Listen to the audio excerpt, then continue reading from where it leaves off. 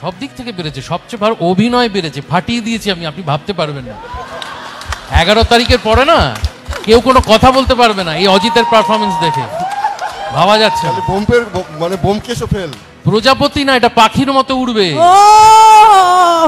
অজিত মোটা কেন হয়েছে, তাদের সঙ্গে কি অজিতের পরিচয় ছিল আমি জানি না, যারা এই কথাটা বলছেন আলাপ ছিল হয়তো অজিতের সাথে, আমি জানি না।